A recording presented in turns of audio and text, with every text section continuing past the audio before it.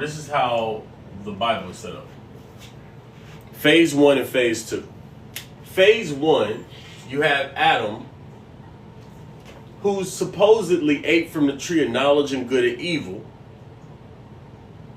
and then went through a series of ignorance until Moses came back. Okay? Next, you have Moses, who really awakened to the I amness, and then eventually awakened that I amness in an individuality called Christ. So we're going to draw out a picture on how this looks, okay? So remember, we had, this is just the, we're going to put a line right here. So we got God up here. Remember that. God manifests his only begotten son, really his spirit. This is spirit. Spirit is all there is. In the Garden of Eden, you got Adam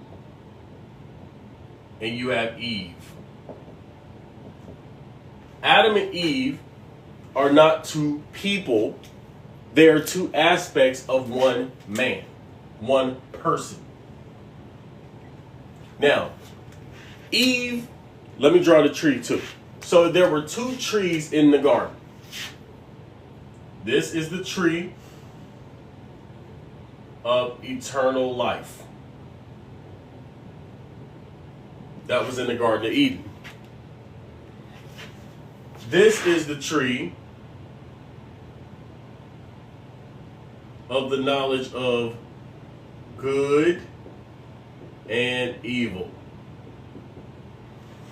Adam and Eve were instructed they can eat from any tree in the garden, but they are not supposed to eat from this apple tree, the tree of good and evil. They are not supposed to eat from this tree.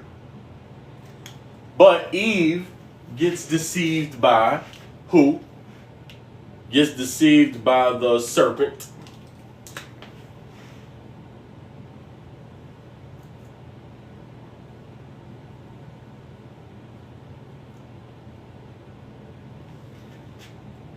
She gets deceived by the serpent, and the serpent represents not just evil. It's only evil if we allow it to remind us only of our physicality. It's actually life itself. It's life itself. So this is the Garden of Eden. So let's put Eden up top. This is Eden.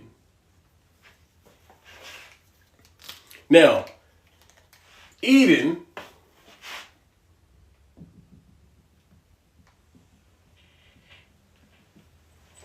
Garden of Eden, Adam and Eve ate from the tree of the knowledge of good and evil. And what that did was it gave them contrasted knowledge. It gave them actual gnosis. You can't know good unless you know bad. As above, so below. Think of a child. When a kid is born, it doesn't know good or bad. It has no idea. It's just living its life. It's not until it touches a hot stove that it realizes, oh my God, this can hurt me. This world can hurt me. Now it's introduced to pain. That is the exact same thing when it comes to this. A child is so innocent because the child is ignorant of dangers. It's ignorant. So Adam, when he was in the Garden of Eden, is not a man. It's you. It's two natures of us. Eve is the part of you that can be tricked. This is your consciousness. It's called the mother of life. This is mother of life. It's your intelligence. It's your own use of your mind. That part of us can be tricked and can be deceived and can be led astray because it has free choice. Adam does not have free choice. It is just the physical. We know that by the story. The story says Eve ate from the apple and then gave some to Adam. So this is the leader of the pack. Okay? Eve is the part of us that ate from a knowledge of evil. And the serpent, which is life itself, deceived Eve and said, you'll become like God if you do this. Now, this is all representative of us. This is all us. We can be deceived, and we were deceived, and we came down here. It wasn't an apple, it was a fruit. Okay, there we go. Jesus believed that Adam and Eve were real people. Okay, we ain't even there yet. Okay, we ain't even there yet. Adam and Eve go down into the world. So here they are now in the world. They get cast out of the world because they ate from the tree of knowledge and good and evil. At that point, they were cut off from the tree of life. This is our natures. So the tree of life was reserved and cut off from the access. Because if you eat from the tree of evil and you really believe that there is a power called evil, the problem is if you eat from the tree of eternity, you're going to live eternally in hell, because the truth is evil doesn't have a power in itself. It's all mind. It's all consciousness. So your consciousness creates evil, just like your consciousness and tongue creates good. But if you believe in evil as being a power in itself, then you will and always will be in hell to some degree, because you believe in evil. There is no evil. Okay? My man said, Bill, not religious guy. That's probably the best name I ever heard. So here go the world. Now the world does not have eternal life. It has the good and it has evil. So that's the issue. Okay? Now, what happens to us? Because this is us. This is us in the world. What's going to happen? From here, we start this process of Adam and Eve through a period of ignorance into Moses. We talked yesterday. Okay? Oh, thank you. I appreciate it. We talked yesterday about Moses. Moses' name means to come forth. It means to come out of. So Moses, what I realized is Moses is not a physical person. Adam and Eve are not physical people. The serpent was not a real snake. The apple was not a fruit. All of this is allegory to talk about what's going on within us.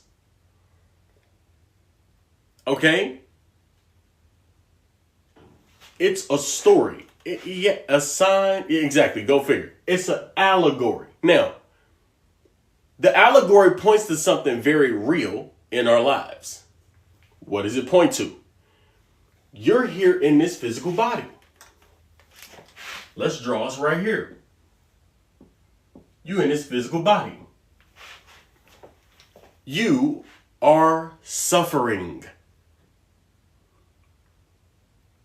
You're suffering. Now, how many people can relate to that? You either suffering in your relationship, you suffering stupid people, you suffering smart people. Yep. Okay, there we go. I knew you was gonna say that. That's why I went to smart people. You suffering your life. You suffering. Why are you suffering? Okay, why are you suffering? The reason you suffering is because human nature is ignorant of its truth, of who it really is. Who it really is spirit. Right here. This is who it really is. This is who you really are. You are God and you are spirit.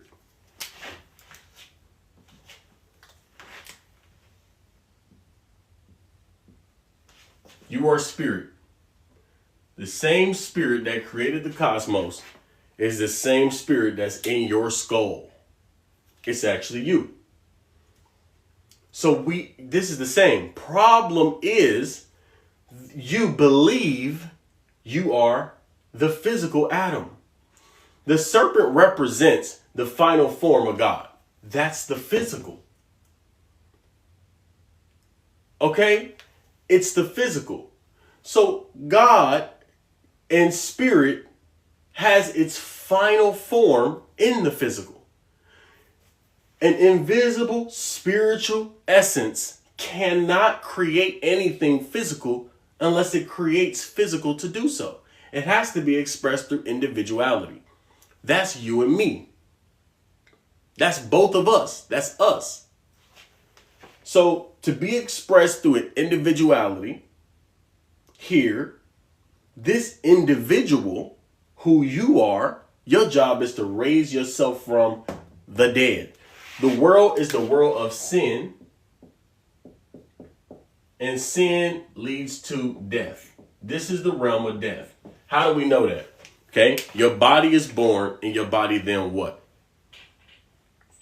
Dies.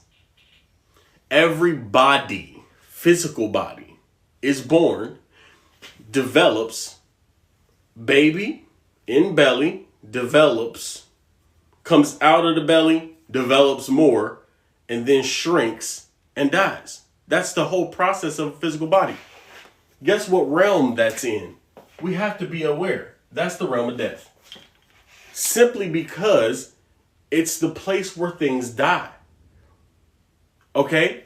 Now, that only happens within the realm of time and space.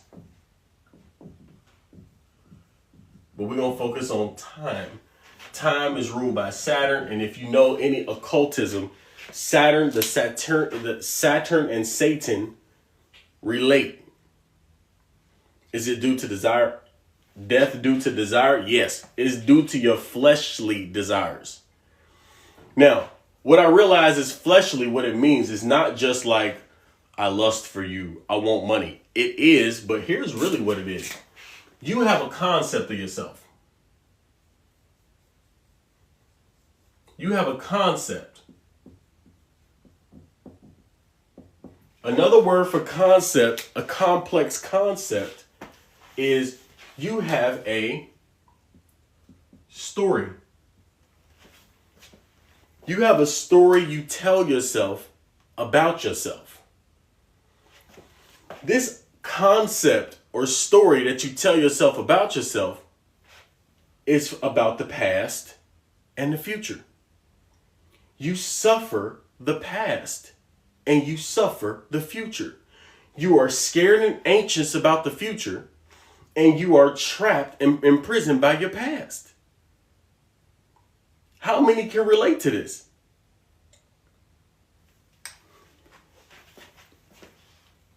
Absolutely. The concept is in your subconscious, but the concept you have of yourself, think of who are you? If I ask you who you are, everybody put in the chat your best guess at who you are. Put the best description of who you are in the chat. God, I am. Look, we got real awakened people, huh? We got the awakened in the chat. Is the concept your ego? There we go. What's your name? Give them some money. What's your name? Bluey, you just said it. It's the ego at the end of the day. It don't matter what we say out of our mouths. It don't matter what. Now, it depending on how we feel when we say those words, because we got conscious people in the room. I am, I'm God, love. We have all, you know, whatever you're referring to, we know we're referring to the inner experience. But truthfully, it's a bunch of words, if it's missing the experience of being God, being truthfully this. If we don't know that we spirit, then we think we're physical and we come up with stories. The story we tell about ourselves is what makes us suffer. But we got awakened people in the chat. That's the difference. Okay? So look, you suffer the past and you feel trapped by it. You anxious about the future. And then some people get ambitious and they say, I'm going to use my past and I'm going to dictate my future. Sometimes they become tyrants. Happy New Day. They become tyrants. They care nothing about the people who are here. They use you as a means to an end. They care more about money and power in their future than they care about the moment. They're lost in past and future. They are in service to sin or the Satan, the adversary. So how do we get out of this?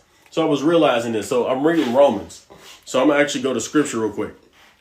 This is my notes from Romans. Okay, I'm going to just read it. Our concept of ourselves, whatever we think we are, is our human nature. Our human nature is by nature sinful and leads to death. That's what we just talked about. It lives on time, imprisoned by the story of the past and inflated or demoralized by the prospects of the future, all belonging to death. This human concept of whatever we think we are must be surrendered to the will of God. And that is right now. You have to surrender your concept to being in the moment. The way things are. We have to trust the way things are. It is absolute trust that God wants this for me right now. And the reason why I know it is because it's happening. And the good in this moment and what it's preparing me for is beyond my wildest dreams. I must believe that. I must believe that. I'm going to answer the questions in a second. Now, what's going to try to prevent you from totally trusting that God, that this moment is absolutely forming and is exactly what I need and want for my life is suggestive circumstances. What the outside looks like and suggests to you. Your bank account is empty. This doesn't look so good. You have no prospects. It doesn't look so good. You're sick and you're dying. It doesn't look so good. Your kids are out here wilding. It doesn't look so good. Everything in your life that you thought was supposed to happen, a lot of it has not happened, especially in your 30s and 40s and 50s. Things were supposed to go a certain way. You had these dreams as a kid and it's not going that way. What's going on is you have these concepts that have failed and now you're feeling bad about it. Those circumstances, the story you told yourself about where you should be at a certain time, you came up with that, but you had no idea what the plan was for your life. You had no idea how good the plan is and who does the planning. If you surrender this concept of yourself to God's, and the way you surrender to God is not up in the sky. It's saying, I trust that I am going through exactly what I need to be going through right now. This is actually for me. That is total trust in God. It's not some conceptual out in the world universe thing. It's I trust that right now, what I'm experiencing today, me being live on TikTok right now is what I'm supposed to be doing. Because I'm doing it and I feel compelled to do it no matter what my circumstances are. I don't have a business and the money that I want right now. And I'm surrendering that concept because the concept I got of myself is successful business person. I have to surrender this successful business person, put it on the altar to burn so that I can surrender to the moment and say, this is perfect for me. I'm supposed to be serving people and waking them up with wisdom and understanding. Imagine if I was just working a business. Only a business. And I was doing that 24 hours a day, 7 days a week. I'm not available for people like you who are waking up. I'm designed to do this right now. I have to know that. Absolutely. And your life is the same. Okay. So what's going to try to prevent you from complete trust in God is suggestive circumstances and people who essentially work for the adversary. They are people who are in fear and are unconsciously or consciously serving their own selfish self-concepts. This is the people who say, if I were you, I wouldn't. Well, you're not me, so why are you talking to me? Because they want to perpetuate and project their concept of themselves into the world and feel more important. They want to feel more important. They say, okay, you be wise. You need to be wise and think a little bit. Because you're scared to take risks. You think it's a risk. You trust money more than you trust God and trust this moment. You trust money. You trust your own small thinking. You trust your past story. You trust this fake story you're telling about future that somebody's going to come back and save you. You trust that, but you don't trust the moment. That's the issue. So these are the kind of people who are going to come into your path and try to knock you off your path and stop you from trusting in the moment. Look, these are the people who are going to make you judge yourself. When you look on IG, and you look on TikTok, and you look on Facebook, and you see people living their lives and creating all of this stuff, and they got hundreds of thousands of dollars to their ear spread on their arm, and you looking at that, and you like, what the hell is up with my life? This is what's going on. They serve the world. If you are in this chat, you're designed to serve the God inside of you. You are designed to serve the divine one that you are. Not some external thing, not some accolades, not some attention and appreciation from other people. You are designed to serve this one. That's what's going on. Okay? So let's break down some of these scriptures. Now that we got this. So a couple things was confusing. I read Romans 5 and 6. A couple things got my attention. So 5:13 says, sin was in the world before the law came. Now, to give you an understanding about the law was all of these rules. It was a bunch of rules that came in place, and the law was supposed to teach you what to do. It's supposed to say, you can't do this, you should do this, you can't do that, you should do that. It was these laws, okay? Now, I was reading this, and as I was reading, I was like, well, is it a written law? Like, did they say did they literally write down stuff? And when I looked into the history, they did write down laws that said you shouldn't divorce your husband, you shouldn't divorce your wife. If you do, then this is the rules behind it, and blah, blah, blah. They did have that. But what I was realizing this was talking about when it talked about the law, is it was talking about any law. So I'm going to draw the golden funnel to help explain this. Because it's a section of the golden funnel that talk about laws. So I'm going to go ahead and break that down. Hopefully y'all are following this and y'all are learning from this. So in the golden funnel, it's a section of the golden funnel. First, you got infinite. This is who we really are. Okay? Then you have your I amness. This is who you really are. You are the infinite I am without any limitation. That's actually your true identity. But that true identity gets assigned to a circumscribed, let's say soul, but we're going to call it also subconscious.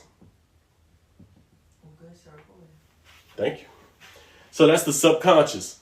In your subconscious mind is the true desires. It's only the desire for good. That desire for good gets dropped into your own personal mind. The first layer of your personal mind is, let's just put law, because it's also principle. Now you have a universal law that's absolute, and then you have a personal law. So that's law. Next is your why, or the way you feel.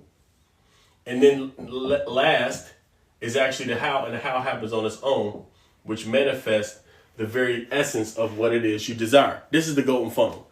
Now, I'll read about this law, and this is why the golden funnel is important, because it can help you understand it so easily.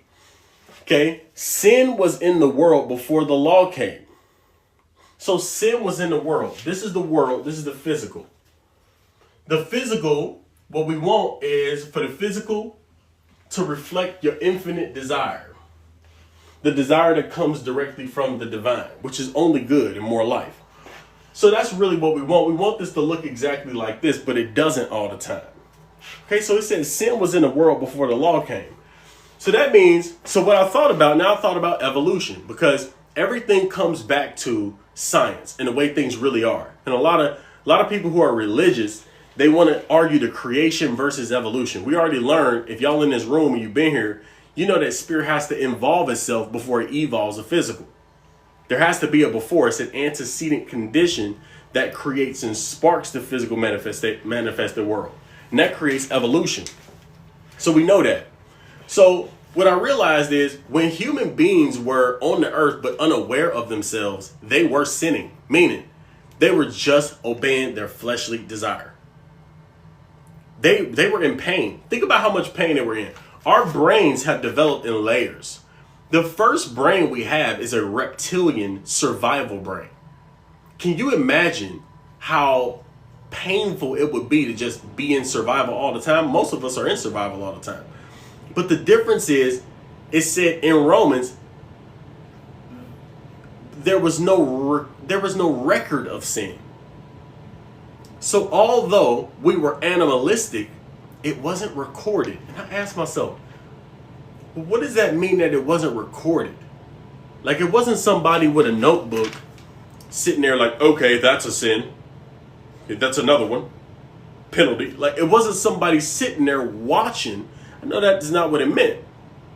So I realized what it's talking about is, it's talking about we recognize the mistake we're making. We are aware.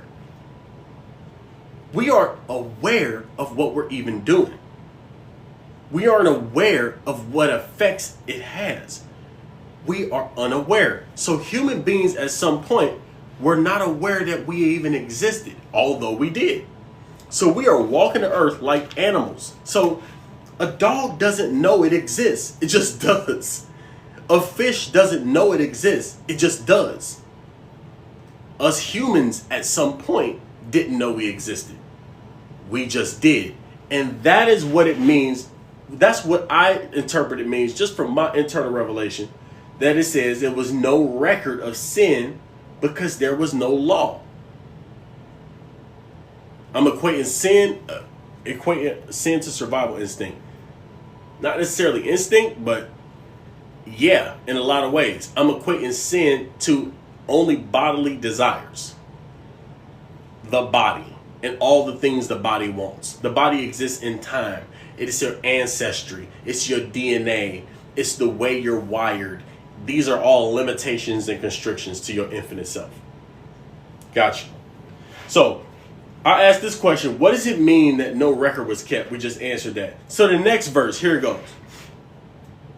Death still had power over all who lived from the time of Adam to the time of Moses.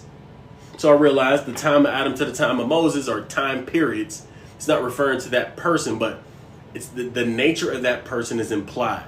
Adam is known as the sinner, the one who committed the great sin of eating from the tree of knowledge of good and evil.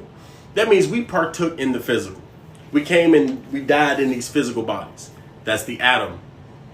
Moses, now he says sin reigned from that point when we became physical, unbeknownst to us, to the point where Moses, which means to come forth, our consciousness wakes up and realizes we exist. If you are saying I am, then you know you exist. So you very quickly, now I don't know about when you're 1 or 2 years old, you may not know you exist, but at some point you realize you exist. I don't know what the age was, but when you come of age that you realize you exist, that's the time of Moses. You have come out of the sleep. You realize you are. You are a human being, an autonomous human being.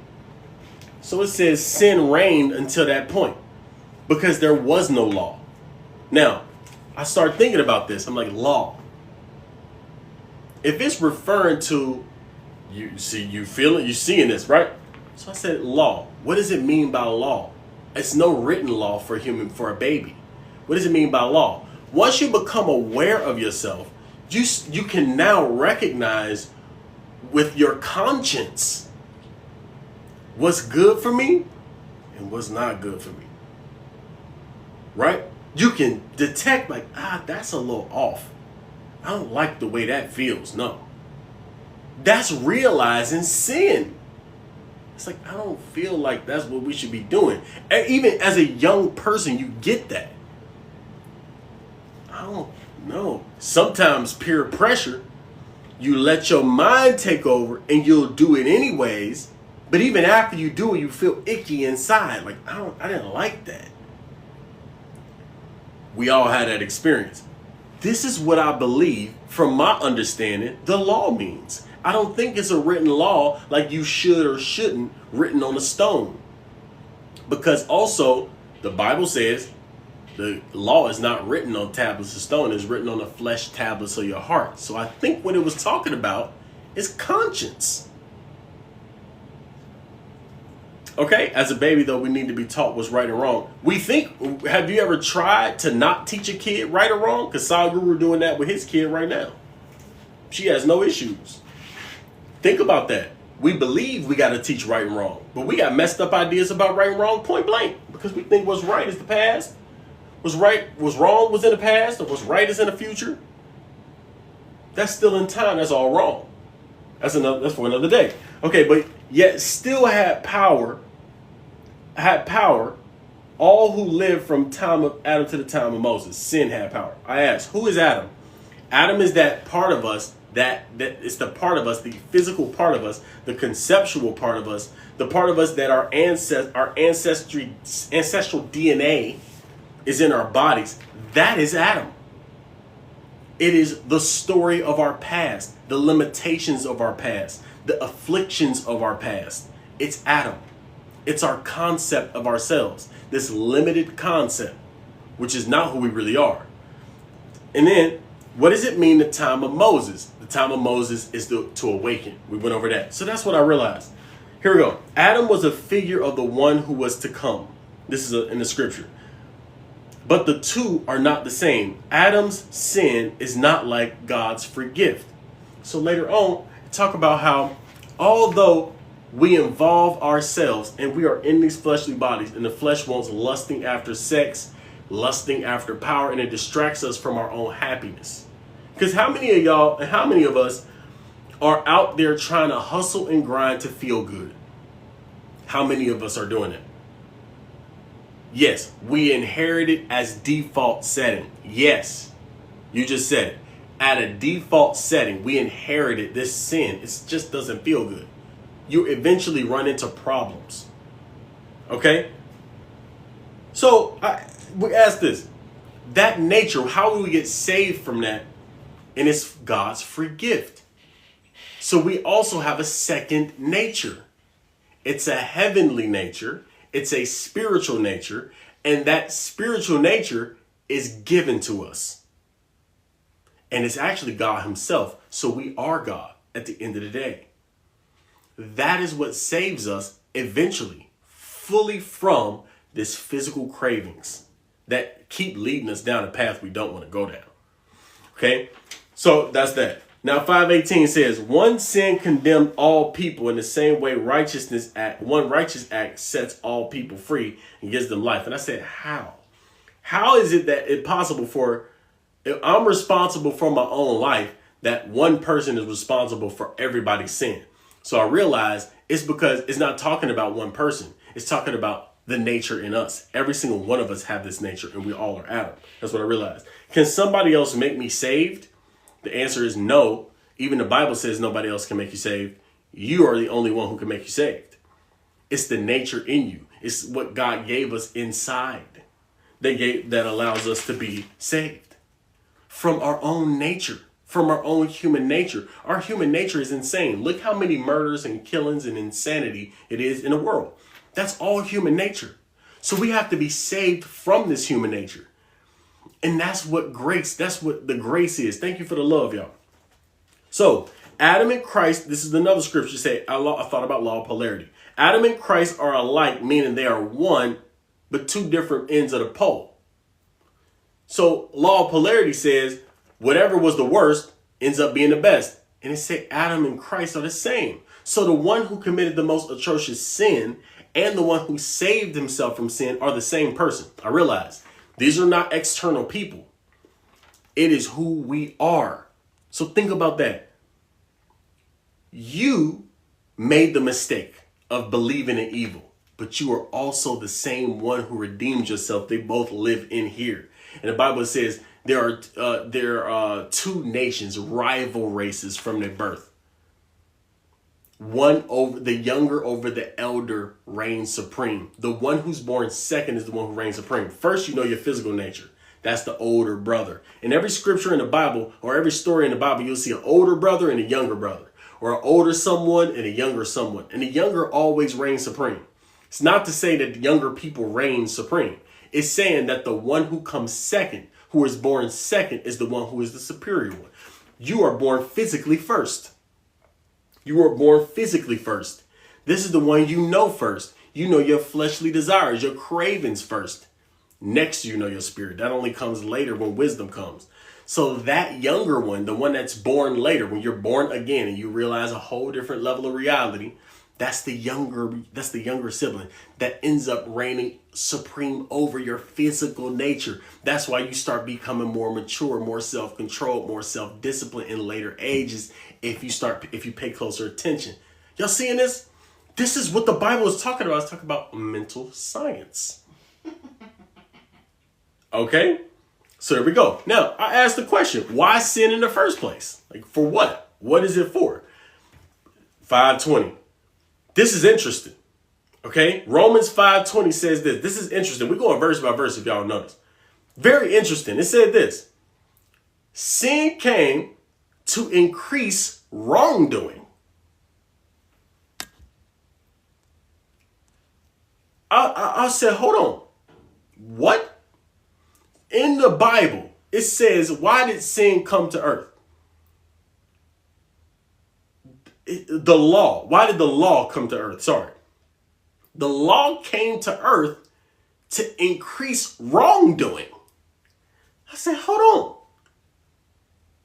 Why? How is that the case?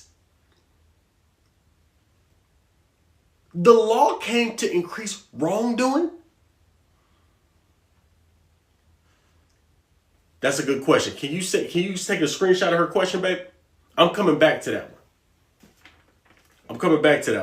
But I asked the question, why would God give a law then that would increase wrongdoing? Like, what is that? How does that make sense? Here's what I thought about. Now, this is from my understanding from eternal revelation. The law, remember we talked about it, is really conscience. You got a conscience. Once you get a conscience, then you realize you're doing wrong. I realize this all is mind. So once my mind realizes I'm doing wrong, I just increase wrongdoing by 1. I realize I'm doing that wrong. This don't feel good and I'm doing it. I'm addicted. I can't stop. I can't even give money. I can't even give up my time. I can't give up my energy. I'm too selfish. I only think about me. Damn, this is wrong. It don't feel good. So I have now become aware of more of the wrong I was already doing, but now I'm aware of it. So it doesn't mean that the law came to make things bad. So it increased wrongdoing. But where sin increases, this is interesting. Where sin increases, where the wrongdoings, and I realize, wow, I am basically evil. This is horrible. Where to increase wrongdoing, but where sin increased, here's the interesting part. God's grace increased much more. So how is that? Let me understand the human psychology on this. How does that work? When you realize you're doing something wrong, don't you want to do something right? Don't that increase your desire to do right? Once you realize you're doing wrong, once you realize that something is not for you and you're doing something wrong, don't you want to do something more correct? Don't you want to correct it? What this is suggesting, and this is my only interpretation for internal revelation, is that desire to do good has come from this. This is desire in the golden funnel. This is desire, but it's a pure desire, and it's this desire to do good. What I'm understanding is, as we have our physical experience and we realize the mistakes we make in the physical, what it does is it essentially sends an impulse to God, to a response to God, and God gives a response and responds by giving you the desire to do good. Ain't that beautiful? As soon as you realize you're doing bad, the impulse automatically happens and increases the desire to do good. Then the good becomes a part of the law of your being. You are obeying a new law. Another word for why is feeling. So now the good becomes the principle of your thinking. That thinking becomes the way you feel, and the how happens on its own. Your life changes. Because guess who does this? God actually does the growing. This is the most incredible. That's the most beautiful thing. It's the most beautiful thing. Are y'all seeing this? So sin is the means of death, while God's grace, which is really the desire to do good in you, increases infinite eternal life. And it's inside of us. It's built in. This is Adam in us, and this is Christ in us. It's the one that's given us the impulse to do good. And once we start to become obedient to the impulse to do good, we are no longer identified with the physical that desires to do bad. We know we're this, we are not this. As long as you know you are this, you will still have cravings to have sex, to lust, to go get power and money. It'll still come on you. But while that's true, this will be increasing. You'll keep having an impulse to do good and do better.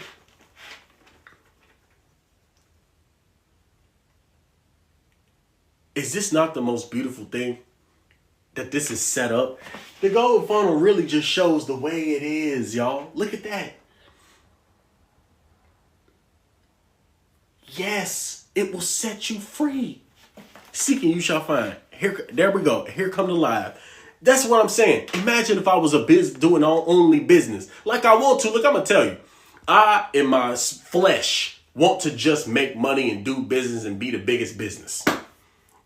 Purely in my flesh. I'm not even joking. That's all I want to do. In my flesh. I realize that's more. The more I realize that how incredibly restricting that is, the more I realize, wow, I get to get up every single day and give this beautiful understandings. I'm working. While I'm working, I'm with my girl, who's the most beautiful spirit in the world to me. And all I'm doing is driving. Babe, what I listen to in the car?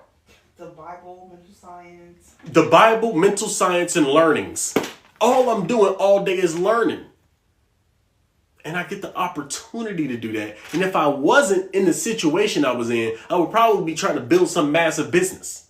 Spending all my energy and time doing that, serving my fleshly capitalism, just flesh only. That's what I would be serving. But I'm in a situation perfect, not only for me, but everybody who is like us.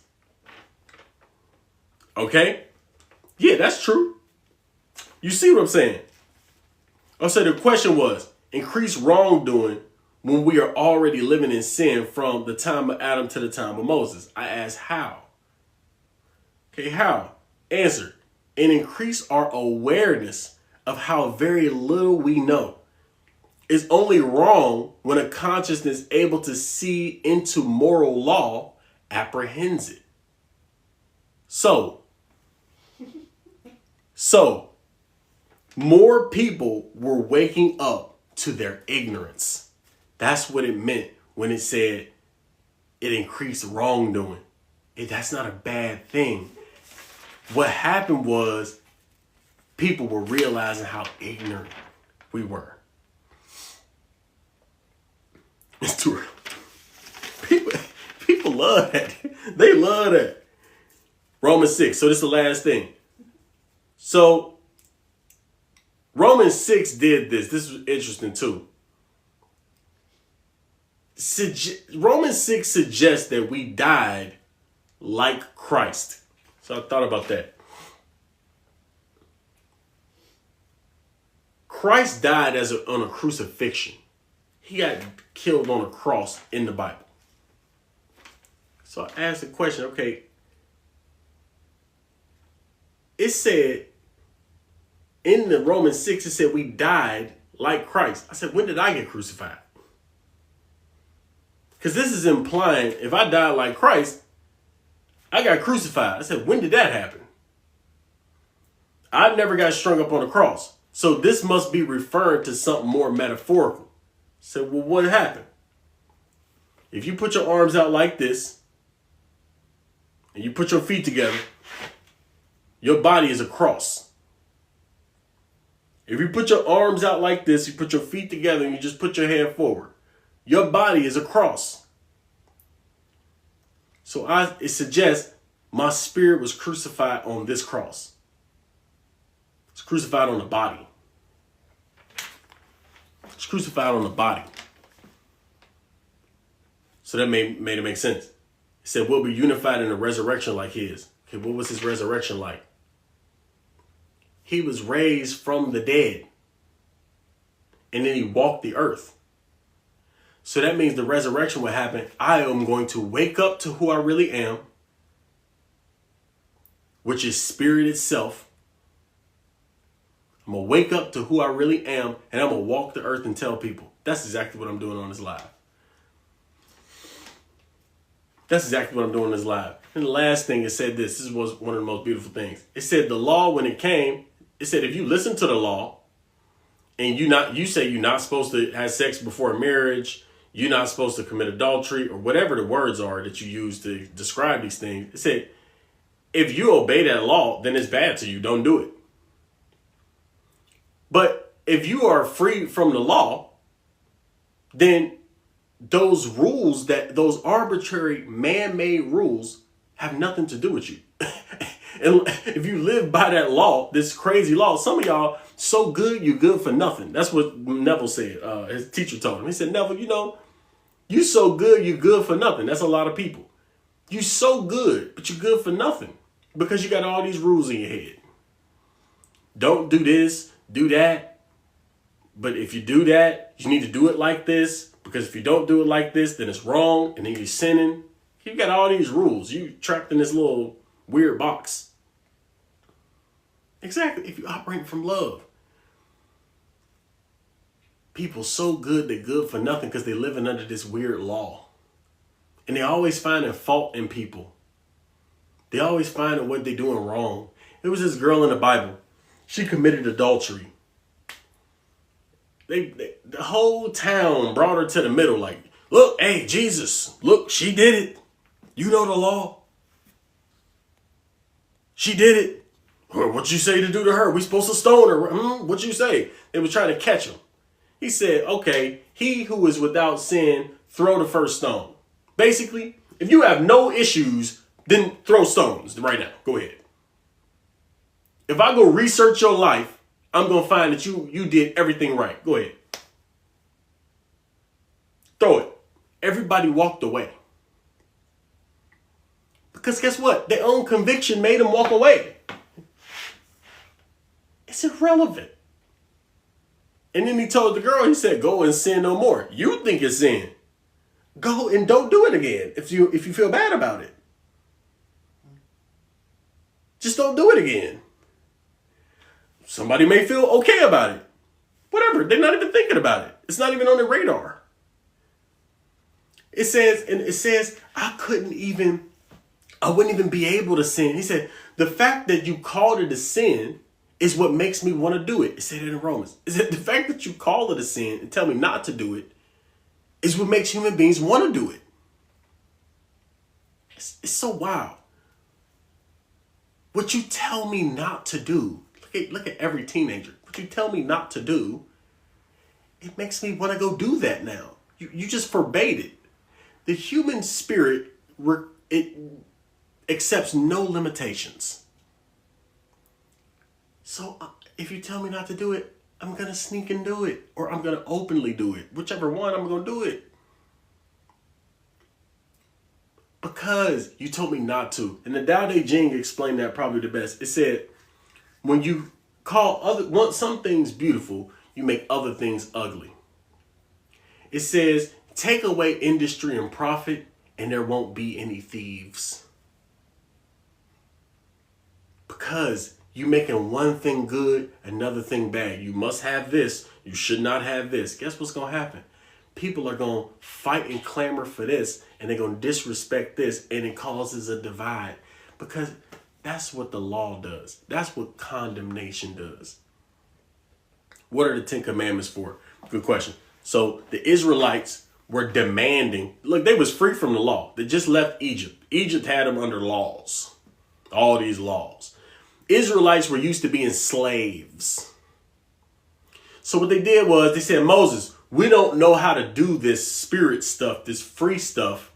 So can you give us some laws or something so we know what to do? And guess what? He gave them the laws. Like, okay, y'all keep asking here. Since you slaves, you need some slave laws here. And then he gave them slave laws. They're like, okay, now we know what to do, what's right and what's wrong. They were just so ignorant. That's the 10 Commandments. These are the 10 Commandments. I don't come on later in the day. I only come on in the mornings. I do post these lives, part of these lives in our group though. So if you want the live, if you want this live, just put yes in the chat. If I get the link, I want to get the link. All right, I'll send it to you. I'll send it to you after this. We'll get prepared for tomorrow. Just message them. Alicia is gonna message y'all. Empathy Empire is gonna message y'all. Okay? As you judge, you'll be judged. So what's the purpose? Good question. It's a good question. The purpose is to realize your true nature and to become your true nature. And it's essentially the Trinity. Oh my God, I just sent somebody an invitation on accident. To join? Yeah. Please, no, I'm just playing. The whole point is to realize who you are and raise yourself from the dead, because what happened is you get to keep your individuality. You already paid for your individuality, but you get to be God individualized. Now, you see? Sorry for me. Nate, you're on the spot. Go ahead, tell him. No. What's going on? Put Nate on the spot. Anybody got any questions about this? Anybody got any questions about this?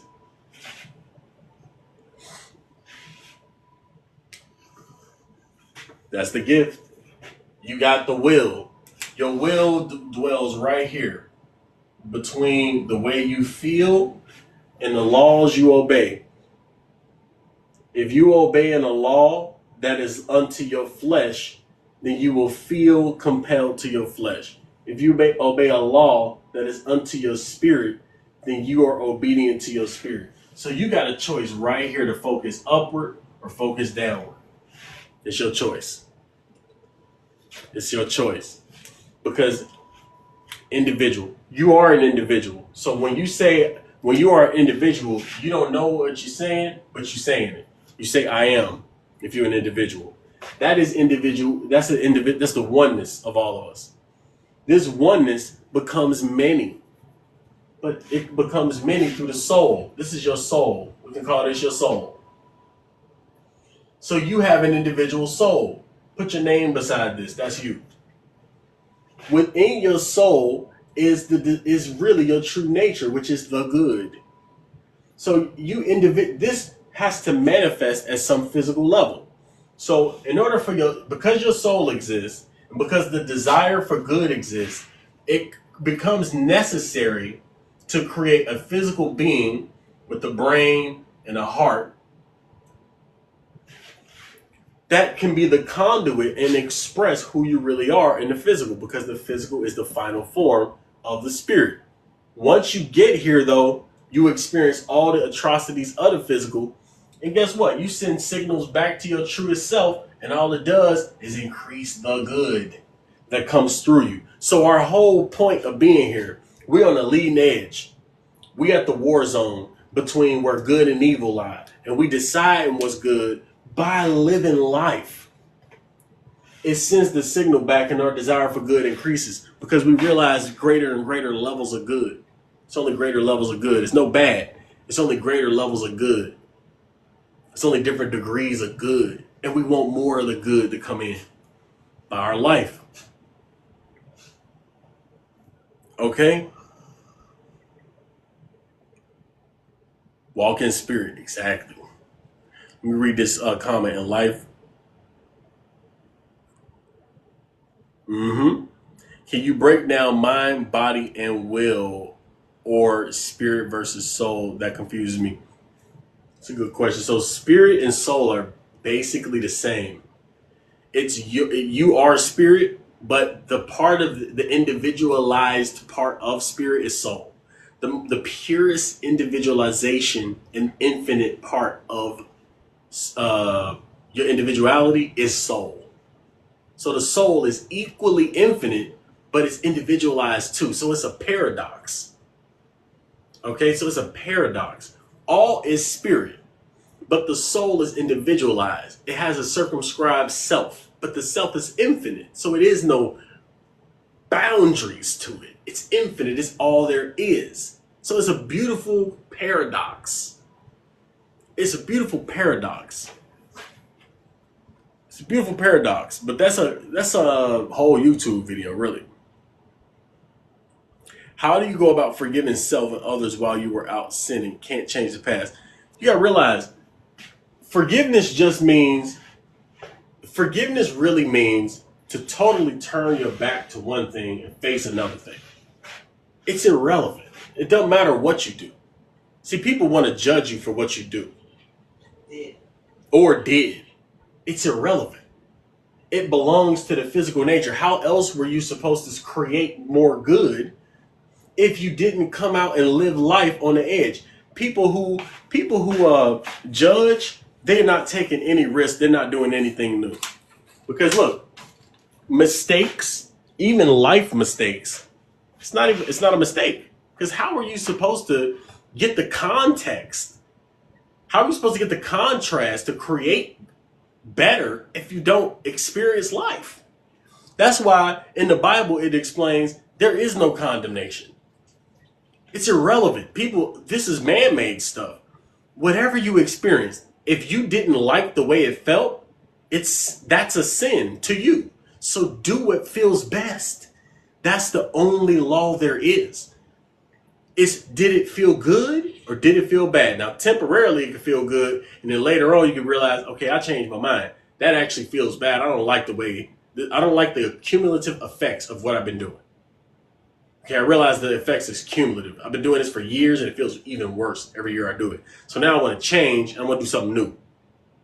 Is that a sin? Technically, by the rules of the law, but when you really read the Bible, it tells you you're free from that. It doesn't matter. It's irrelevant. The only thing that's relevant is, what did I learn, and what do I want to express now from it? I have a new perspective. How can I elevate my consciousness? The process of life elevates your consciousness. All you have to do is totally trust the moment and be fully here and now in the moment. And realize that God put you in this chat today, right now, at this moment for you. I don't know exactly why. You do.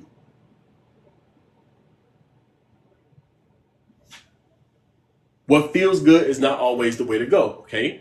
You the judge of that.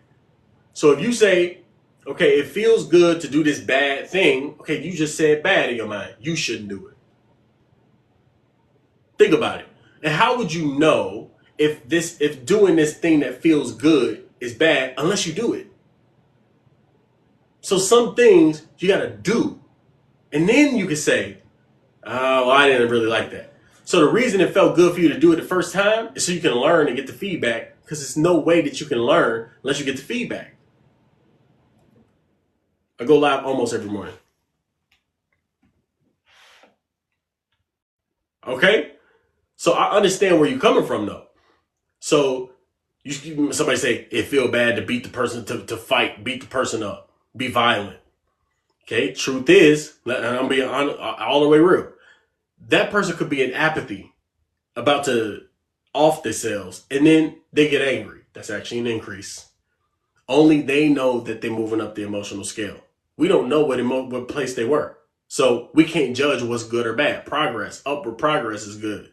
Period. Point blank. So whatever they're experiencing, you can't judge that experience. But if you feel bad about it and you go, okay, I feel good about this, my flesh, my physical pull wants me to do it. It feels good, but it doesn't feel truly good. And you want to do and obey and be and press into your spirit desire. This feels better. So as long as you are a slave to this one, yes, you still gonna feel the pull from your flesh to be drawn down into low level activity. But if you are committed to this, eventually it's gonna fade off. But don't judge yourself for doing it, because all it does is create more of it. You see? So you the only one who can judge what feels good and what you should do and shouldn't do. Nobody else can do that.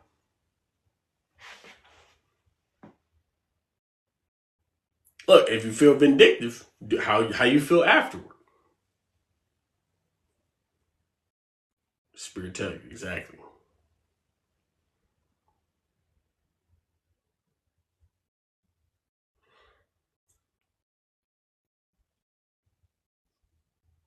Hold every thought obedient to that spirit within you. That's Christ. Absolutely.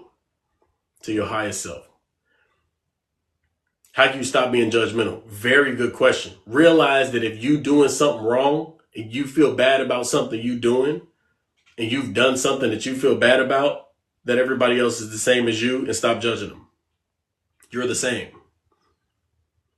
If you get pulled to do things that you don't want to do, but you still do them, realize everybody else is having the same experience.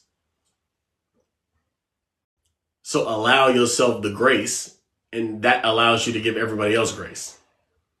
How you judge, you will be judged. So if you obeying this law that you should and shouldn't, understand, as soon as you do something you shouldn't do, you take on the sins of the whole world, and they're getting placed on you. Didn't you? Basically, imagine God saying, didn't you say everybody shouldn't do this? Well, that's the same law you broke. So what punishment did you give them in your mind? All right, we're going to give you the same punishment. Go to the left. Imagine that. Because that's exactly what happens in life. But you don't get the punishment after you die. You get it in life. It starts showing up. So for me personally, my goal is to be, I judge still. But I know when I judge, it don't feel good. That's not what I'm supposed to be doing. I did it. I did judge. Got growth to do, but my commitment is to my highest level of spirit. That's my commitment.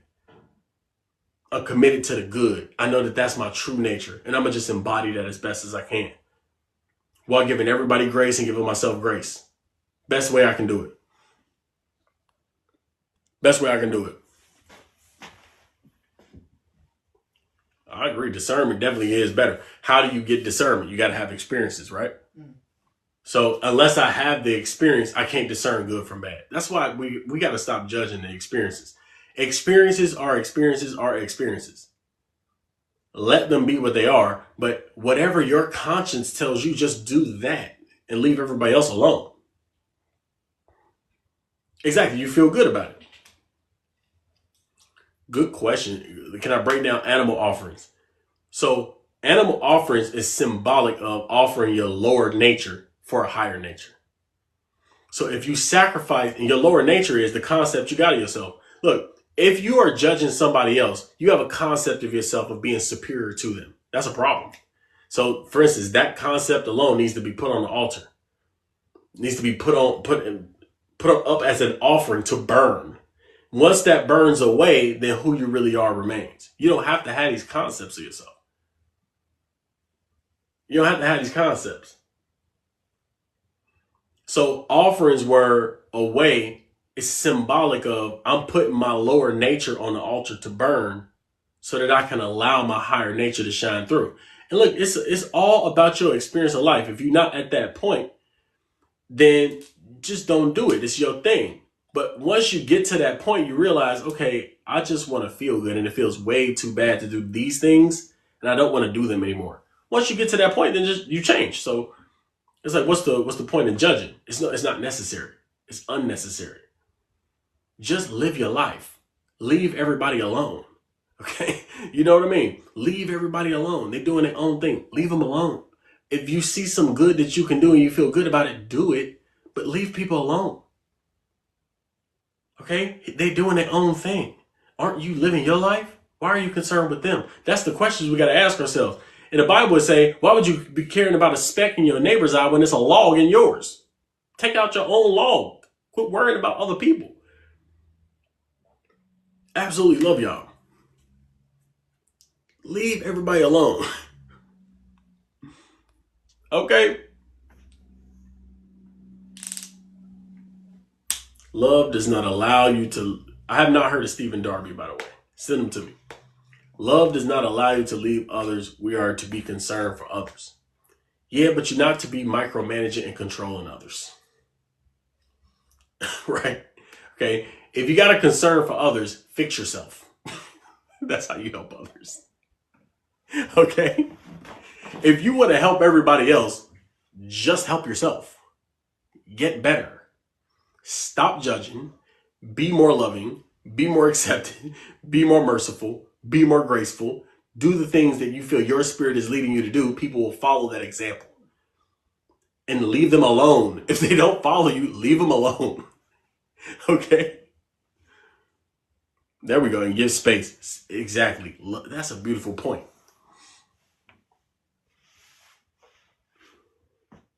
What about struggling to transcend the effects of the experience that removed you from I am? That's the game. That's the game. That's the game. We in the game. The game is we got to accept, damn, I'm ineffective in this area. I got so much growth to do. I'm excited. I can't even stop myself from doing this addictive thing. I got so much growth to do. I'm excited. I'm so addicted. I can't, look how much growth I got. I already feel good, but then I get to overcome an addiction too and overcome these limiting beliefs. I get to connect back with my I am, even though I can't feel it. Ooh, if I can feel it just for 2 seconds, it's a progress. If I can feel it for a minute the next day, it's progress. That's the game. That's the game. Judgment. Yeah, I can help with judgment. Look, judgment is it's a constant thing. So it's these two people in the Bible. Neville explained that every disciple is actually an aspect of the mind. And the judges were James and John. I believe it was James and John. James and John, the judges. When the disciples are brought under the consciousness of spirit, they turn into disciples and they change the names. So the name James and John, I believe it was, those two, those are the judges. Here's how they judge when they are disciples. They always judge love and they always judge mercy. Basically, they always say, we forgive you for everything. When you are a perfect judge, you always judge in love. That's what it was. Love and mercy. That's it. That's the only thing you give is love and mercy. Hard to do because our concept of ourselves has a concept of good and a concept of bad, concept of what's threatening and a concept of what's safe. And if you're doing something threatening and it threatens me, I need to stop you from doing it because you're threatening me and my family. That is limited, small, crunched mind thinking. I'm not saying don't react and respond to situations, but that is limited thinking. What's happening is happening. But to judge it is unnecessary. If the house is burning, get out the house. Do I need to judge it like this fire is unnecessary? It shouldn't have happened. And the reason I don't like the fire is you don't do that. You just get out of the house. Same. It's no reason to judge things. It's totally unnecessary. Okay? It's totally unnecessary. Wanted to bring down fire. And that's the before awakening as a disciple. Hey, y'all in the comments going crazy today. I know. Yeah, judgment shouldn't be confused with discernment. Discernment is a very personal thing. You just recognize it and moving in that way. Moving according to what you can discern to be true. Do your best.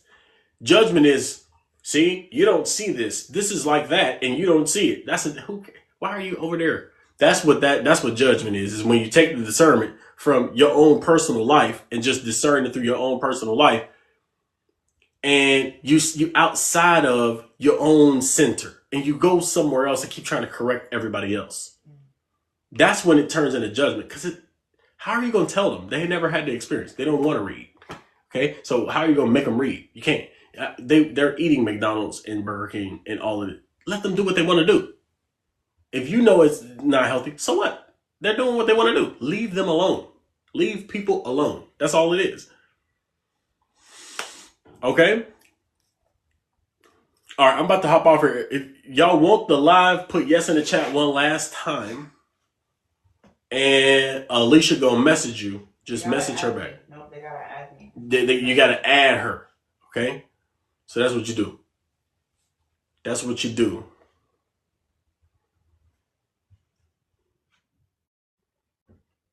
Absolutely, you let your child fall. If they don't fall, they don't learn.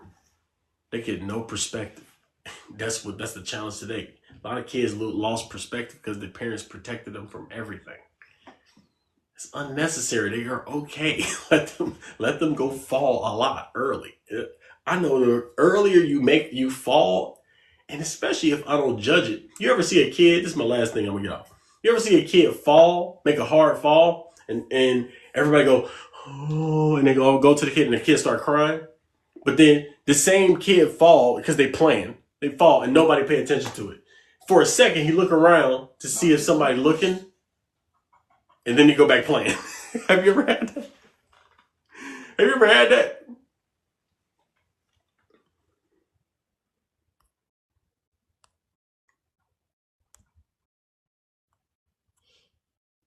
Okay, if they said yes, that means I've already added them. So they just need to add me back. Okay, look, I just pinned her.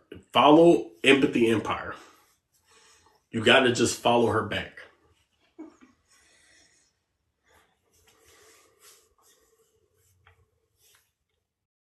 Absolutely.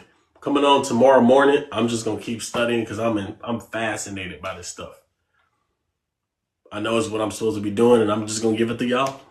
So, I love y'all. Y'all have a beautiful day. Log off of here. Huh? You're not log off of here. All right. I'm going to give y'all 1 minute.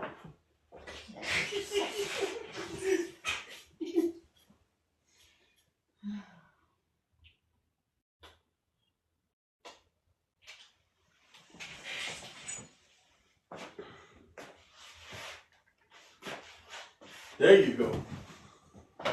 Sorry.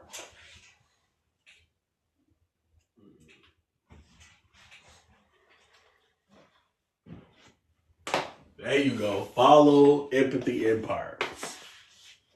This golden funnel is so useful too. Yeah. Once you realize God does the how, then you let go of the how and you just obey your spirit to God, and then stuff start happening through you. Man. This is the game right here.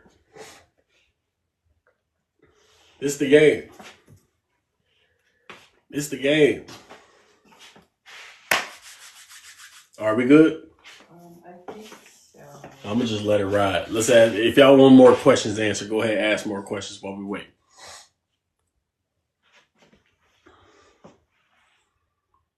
Oh, you're welcome.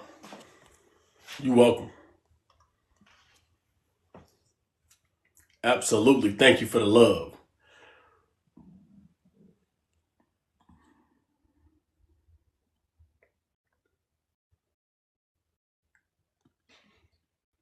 How do I add Alicia? Did y'all? She probably already requested y'all. The game is this. Abraham Hicks probably explained it the easiest. Here it is, y'all. Sorry, let me fix that. Here the game. This is the physical. This is the invisible. The game is this. You came down here to have some fun and have experiences. You have the experiences. Your heart and mind process those experiences, and then they become desires for more good. The game is to give more of your attention to the good and create more of it than giving your attention to the physical and create more of the same. That's the only game it is to play. Ascension game. An ascension game is not sit in meditative position. The ascension game is feel better in life every day. Okay, that's the game. The game is feel good, feel better, feel good, feel better. But it's more complex as the game go on. Because when you're a kid, all you gotta do is hold a spoon or a box and you're in bliss. Okay, you just playing with any and everything. As you get older, you start to realize more in life. It get more complex. So more complex happiness. You want to compound happiness and bliss in your experience by reducing resistance. Resistance come from judgment. Resistance comes from sin and having all of these rules in your head. Drop the conceptual self and allow yourself to just be whatever you are. You don't even know what that is either. Don't try to figure it out. That's the game. Once you're good, why does it feel like the villain stage? Or am I tripping? You turned it into an ego. That's all that happened. Once you feel good and you turn into the villain, actually, some people will make you seem like a villain, but it's really just them. Like my family, once I started getting into tarot and astrology, they are so scared. They just thought I was doing devil worship. They just was so I'm the enemy in that way. Yeah, he's doing the devil worship. Pray for him. He needs to come back. That becomes the narrative. But it's not evil. They just ignorant to what I'm even doing. They just don't know. There we go. Set your mind on things above. Happiness, joy, bliss. And then you can find that in the world and create that. The goal is to create that in the world. Take that desire, make it the law of your mind. You think about it all the time. If you think about it all the time, it'll fuel the feelings that you have for it. When you fuel the feelings you have for it, God will make you do it and create it and attract it, and your physical will reflect the good. There we go. Store up your riches in heaven. Thank you. See, we got real, y'all real in here today. Yeah. We good, baby? Mm-hmm. All right. So I'm out of here. Please get in the group because this is where we break this down and I post these videos. Alicia is gonna message y'all on how to get this live, and we go from there. I love y'all. Y'all have a beautiful day.